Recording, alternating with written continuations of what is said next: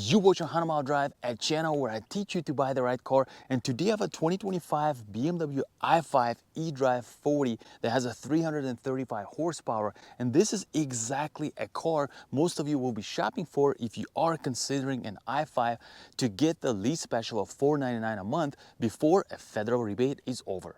But the biggest question I want to answer today is if we're spending $100 more per month on BMW i5 versus an i4 based on the driving experience. And speaking of i4, I reviewed that car as well on my channel. So who would be the right person to buy an i5 or an i4? I will answer in this video. And if this is the first time you're watching 100 Mile Drive, well, this is the channel where I say before you buy your BMW i5 or any other car, don't just settle for a 5-minute test drive around the dealership block. Instead, rent a similar car like I did and drive it for at least 100 miles on city streets, highway, and twisty roads to be able to answer the biggest question I'm answering on this channel: how does it feel to drive? And first, a quick walk around this BMW i5 just to quickly discuss its exterior styling. Now, personally, I do like this 2025-2026 i5 for the fact that they combine the classy BMW looks that we know with a touch of modern styling. And in these M Sport trim with M Sport Professional package where a lot of things are blacked out, it looks pretty stylish and aggressive. And if I were to buy this car today, this is exactly how I would spec it. Now, personally, I think every BMW should be M Sport. They should not charge you extra for that because this is how BMW should look. Now, coming on the side, this car has M Sport brakes and M Sport wheels and tires. These are 245, 45, R20 in the front and 275, 35, R20 in the rear. I will discuss if these tires are comfortable or not. Now, this is a pretty long car, by the way. This is as long as basically the G11 740i, like a 2021 model 7 Series. So especially when you see it in person, it's pretty long and pretty elegant as well. Now, coming on the rear, I do like the tail lights in this car and rear in general. I think they did a good job. This has a little lip spoiler and kind of like, you know, cool diffusers there. No tailpipes, obviously. This is an electric car. Now, one compromise you will do here is you will have basically is that the trunk space is a little bit small, right, compared to your gasoline 5 Series, as you know, they had to fit stuff in this car like batteries. Then you get a little compartment here, no spare tire. Basically, it's just a self-repairing kit for 2026. By the way, this looks pretty cool, right, to put all the information here for roadside assistance. And one thing I do like is that the motors to close the trunk are super quiet. This is the second car I'm testing. I tested the 2025 X3. The motors they upgraded in these are very, very quiet. Now let's do a quick door sound check. And by the way, this is very solid sounding door. Very nice, heavy door and feels super solid. This is what I expect from BMW. Now you can't just open it. You have to fix the central locking. Let's gonna unlock the rear doors. Just a sensor button. And it did not unlock. There you go. All right, and this is what the rear door sounds like. Very solid as well. And now there's another thing I want to talk about as far as the hood in this car.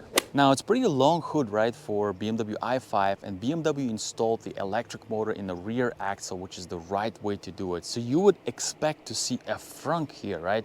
Not having an engine, this is how you would use the hood space, right? But guess what? No, that's not the case.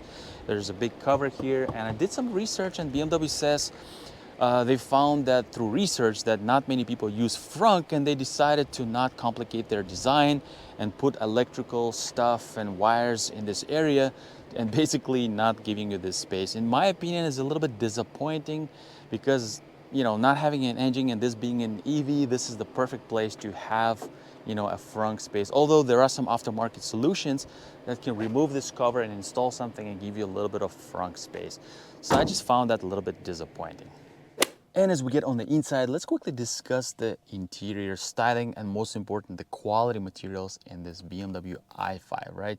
So one way it's different than the i4 is this new elegant design, right? i4 is kind of like an extension of the 4 Series that already existed, and then they just kind of built an electric vehicle on top of it.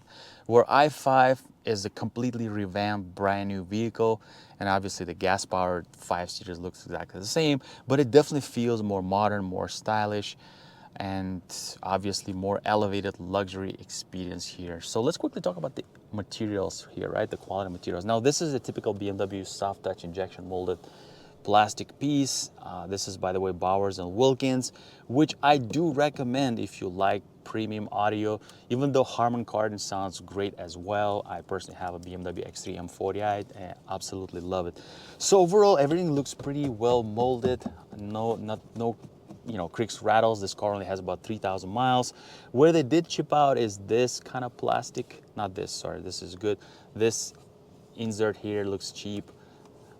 This inside looks cheap, and of course there you already see scratches, so nobody's gonna look down there, and this does look cheap as well. This is pretty cool metal handle. I like that there's no button, like this is manual. This feels good here. The strip looks pretty cool. So overall looks pretty stylish and not bad, but this is some areas I wish they upgraded with the better plastic materials. Now coming on the inside, I'm gonna go ahead and start the car. And then you have this Hans Zimmer sounds throughout the vehicle. I'm going to discuss my modes, right, as we go ahead and drive it. I found a lot of cool stuff in this i5 that it blends in really well with this light strip, right, which is very visible at night, not so much in daytime, but it's pretty cool what they did in this car. Now, let's look here. This is soft touch materials here. Looks very, very nice overall, what you expect from BMW. A lot of this plasticky stuff here, but it does feel pretty good. Like I said, nothing creaks or rattles. This is kind of plasticky stuff here. A new cool feature is these vents adjust with this rubber kind of rotating piece here. You can adjust individual vents. It does work kind of, right? Like it's not touchscreen, right?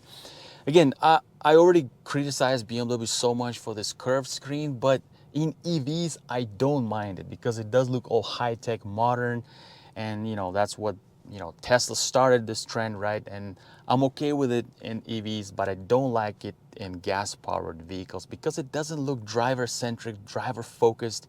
It's not an inspiring. It's more of like a luxury, high-tech kind of experience when you look at this cabin, right? With all this ambient lighting, this flat bottom steering wheel, which does look nice.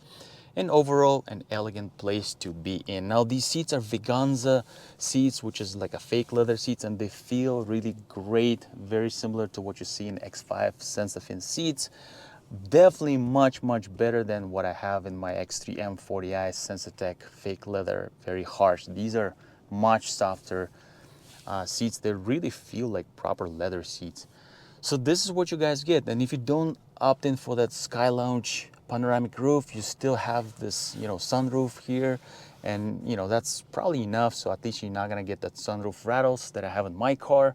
And now let's hop into the rear seats. All right, I am in the rear of BMW i5, and I just wanted to show you the rear space here in the rear cabin. Now I am 6 feet 2 inches tall, and I am pretty comfortable back here. I have decent headroom space, still a little bit of space is there, and the headrest is pretty comfortable. Now, as far as the leg room, I am sitting behind myself.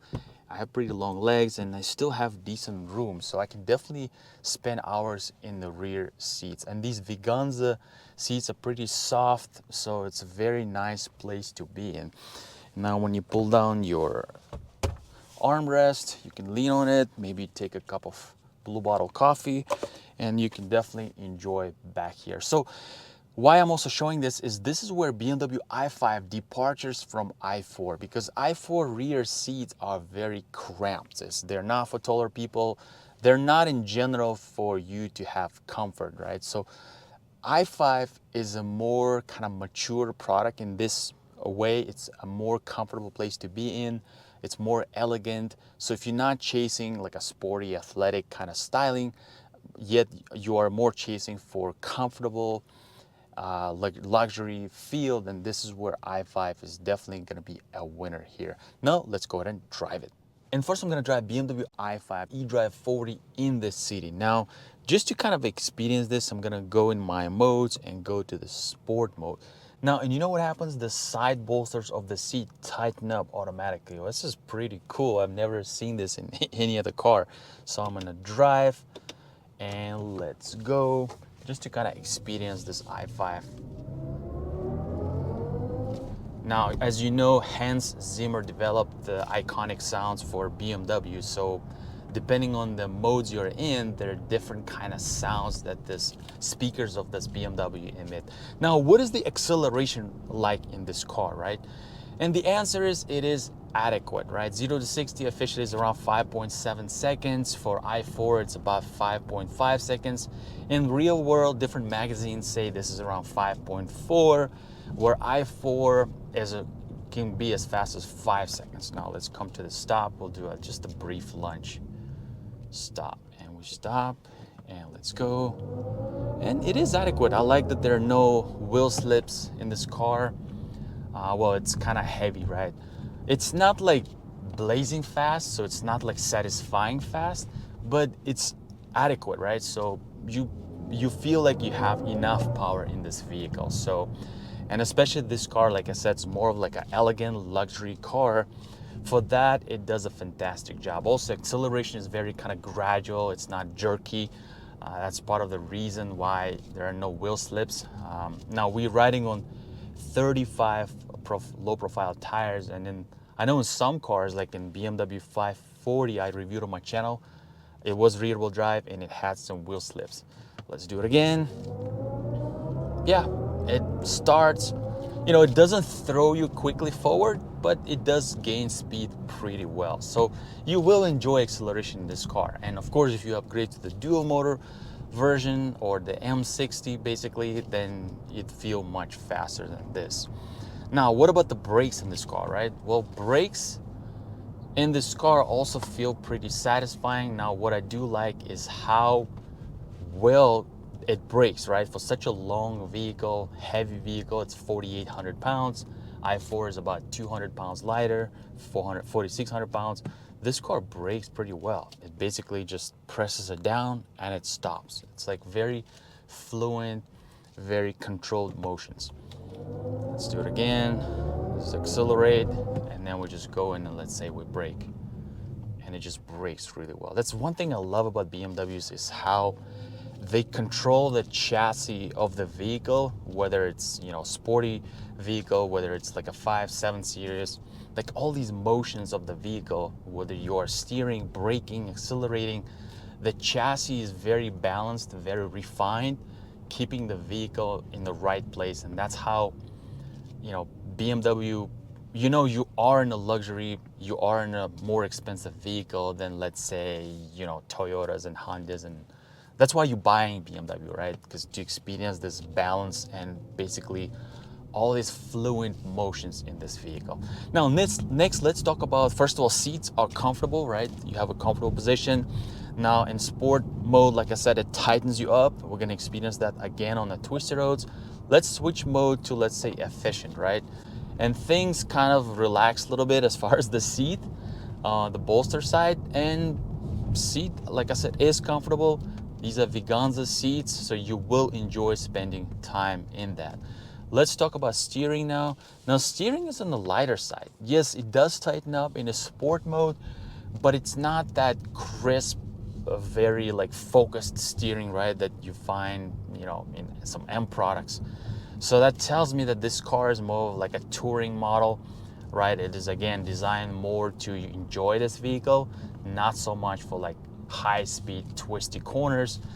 We will discuss it more in the twisty roads, but again, it shows me that this is an elegant machine, refined machine that you want to enjoy. Nevertheless, very easy to toss this car around. In fact, quite surprising how, you know, such a big heavy car just moves around the corners fairly well. And I love the experience of this, you know, EV in this case, which makes it effortlessly to accelerate, steer, brake. So i5 in general is quite balanced, refined machine, I would say. Yes, it needs to lose some weight, and ideally, honestly, if this car could lose another like 400 or 500 pounds somehow, maybe through future development of better batteries, then this will be even better vehicle, right? All right, so now let's go ahead and drive it on Twisty Road so we can discuss my most favorite part, and that is suspension. And now I'm driving on my favorite Tampa Avenue on these imperfected roads. And guys, BMW i5 soaks the bumps really well. This suspension has this gliding motion and it just softens everything really well. It just like floats over these bumps. So if you're driving this on beat up LA roads like we have here a lot, then the i5 will be a pleasant cabin to be in. Also, these seats help as they're fairly comfortable, so you do have nice cushion as well. And as far as the tires and wheels in this car, right? Well, these are 40 in the front, 35 in the rear, and they feel just fine. Like, I don't see any excessive bumping of the wheels off the road. Like sometimes you hear that harsh impact. Not the case here. The only thing, there's a little bit more road noise that you hear, but it's not excessive. It's not something that I would feel like, I wish I would downgrade to 19s, right? 19s would feel better here, but I think 20s is a perfect spot because they look nice and they feel nice as well. Like 21-inch would be an overkill for this car. So I think this is a very balanced package here, as it feels fairly comfortable as well. Now, again, what is it like living with BMW i5, right? Well, I have it for like a second day now, and I like it. I really do like it. Now, not having an engine and transmission obviously doesn't have an elevated emotions in this vehicle, right? Like you have in the gas-powered vehicles, and that's something I personally like. But BMW compensates it with basically good driving dynamics and luxury experience in this cabin. And like I said, I don't mind the look of this EV, this elegant interior with this curved display, this very, very cool, ambient lighting here. And the thing I wanted to discuss is the My modes, right? This is quite surprised me because My modes have very cool different modes. Let's say this digital art mode, right? It basically has this digital picture, quantum garden, digital piece of art from artists, and it just kind of went away. But it kind of moves, changes the colors a little bit, and it's just a nice, cool atmosphere, right? Well, that's not all I wanted to show. Let's say, you just want to be silent. You hit silent button. Oops. And then we have our camera installed there. Just bumped off that. And then basically it turns off all the audio controls. But let's say we want to do a relax, right? Again, it'll close the sunroof. It'll bump into my camera now again. And it'll play this relaxing audio that you probably cannot hear, right? And this is not me playing anything. This is the car playing. It's almost like you are in this meditative kind of mode. And as you press the accelerator, it just amplifies and just plays different like sounds. I don't know if you can hear it. It's pretty cool. Maybe you are stuck in a traffic. You can definitely enjoy this. Or let's say you are in a little bit of, kind of mood to go a little bit faster, more athletic. You put in this expressive mode. Again, everything changes. And now this is a different kind of sound that this car, wants you to feel. And so it's more dramatic, right? I mean, honestly, guys, if anyone owning i5, how often do you use these modes, right? It is fun when you rent it and you experience all these different modes. Yeah, and it's pretty cool. I like it. But do you really use this all the time when you own this vehicle? Good to know. But I'm pretty, liking that BMW considered this and then they're making something fun in the EV that maybe you guys are using, right? So I'm just gonna go back to my efficient mode right now. All right, guys, so yeah, I like this vehicle as far as being very comfortable, luxury space to be in. Now let's go ahead and drive it on the highway to discuss what is it like spending hours on the road trip in this car. And now merging the highway, I'm gonna go into my regular personal mode and let's go. All right. and merging the freeway, flooring. Yeah, it has adequate power to merge freeways and basically go uphill, definitely. So you don't really have to get the dual motor, right? Like it doesn't feel underwhelmed, basically. So the first thing I want to do on the highway is to measure sound insulation in this vehicle. And let's look at my meter. I'm going around 65. It's around 63, which is fairly quiet. Usually I get around 64, 65, 66 in different vehicles. So it's about the same kind of average, for the class, I guess. But overall, as the way I experience it, it does feel very well insulated. You do hear tires a little bit. These are, again, slightly low profile tires. If you were to have thicker rubber, it would minimize that tire noise as well, but it doesn't bother me at all. And like I said, tires are fairly comfortable. Even when you hit little things on the road, they don't respond in a harsh way. And these are also non-run flat, right? Regular tires. Now, the other part I wanted to talk about is, again, comfortable seats. So you can definitely spend hours in this car road tripping with your family of 4 or 5, no problem.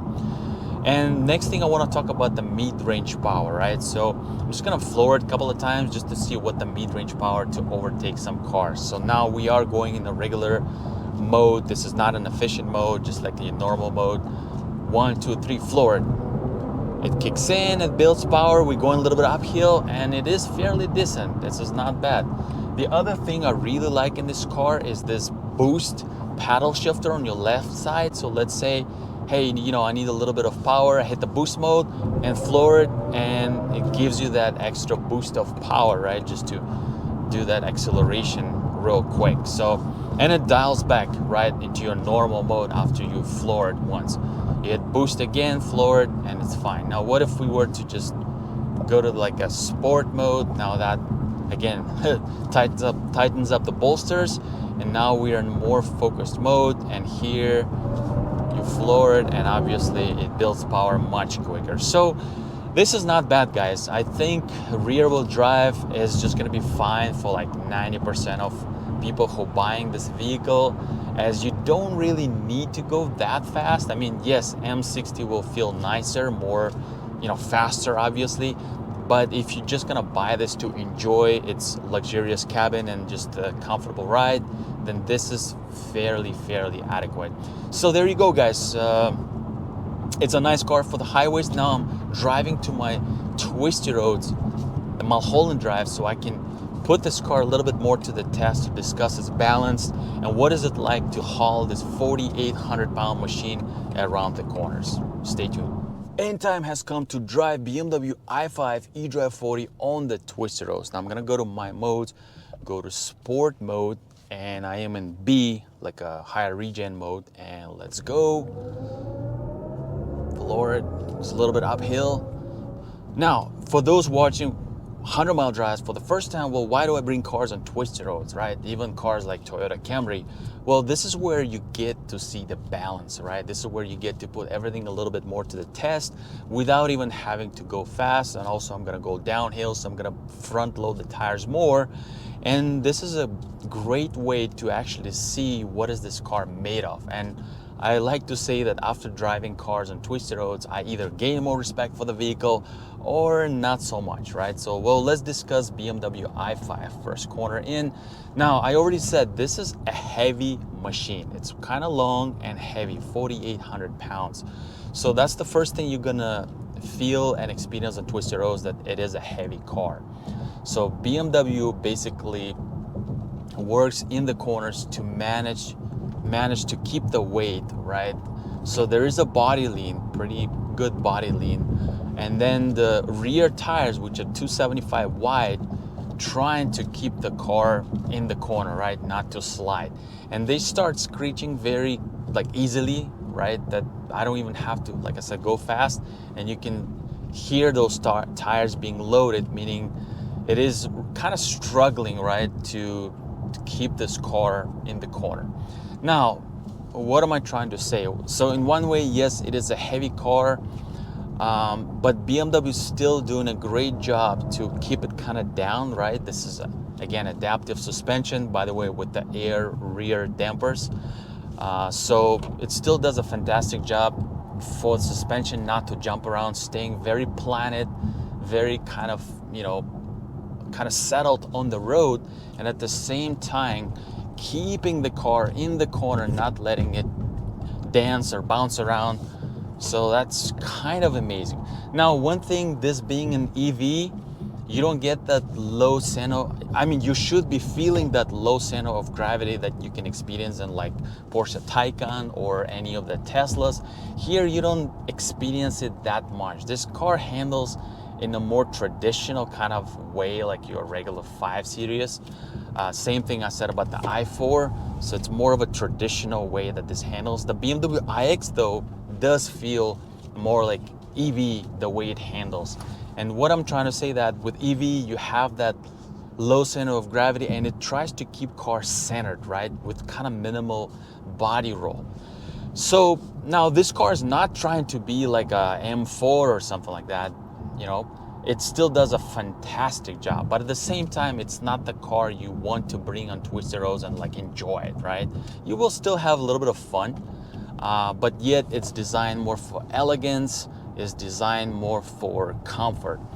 But at the same time, if I am posed with the threat on the road, right, and I have to overtake it quickly, this car will stay planted and it'll be able to overtake the object on the road, because the chassis is still planted, and even if you move the car around, even though it'll lean, but it'll still stay on road, it will not lose control. It does not feel wobbly.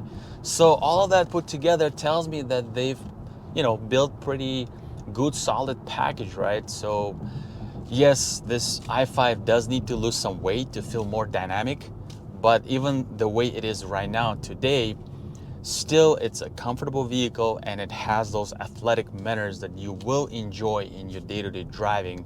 And occasionally, when you take it on back roads, you can have some fun, but not too much fun, right? So i4 will do a better job because it's a lighter vehicle, it's a tick faster, but it's still not going to deliver that iconic EV experience that you get, like I said, from those batteries, right? That you can experience in, let's say, Tesla. But again, I did enjoy driving these vehicles, and now let me go ahead and summarize this. Alright guys, and I just completed driving BMW i4 in the city highway and twisty roads, and here are my thoughts. First of all, what about the driving experience of this i5? And by the way, I'm only discussing the base trims, right? The E40 of the i4 and i5, not the M60, right? Which has a more athletic, like a M Sport type of experience. So I personally enjoyed this i5 because it actually exceeded my expectations, right? I knew it was going to be a comfortable vehicle, but it does have BMW's DNA. I really like what they did with the suspension, keeping it very well planted. At the same time, it soaks the bumps extremely well, and yet you can still have some fun on the twisty roads. It does do a great job keeping it in the corner, right? So that's a great part. Now, the interior is refreshed for this 5 Series, and it does feel nice in this EV trim. This curved screen, the light bar, all the stuff they added in this is a great package. These MIMOs surprised me really well. I did like it, so this is a cool thing to play around with. Now, as far as what is the right car to get, right? Is the i5 worth it over the i4? My answer, for me personally, yes, i5 is definitely worth $100 more. I would personally buy this car than the i4 because, I am an adult, right? I'm a taller guy. I like comfort more today, even though I have personally X3 M40i.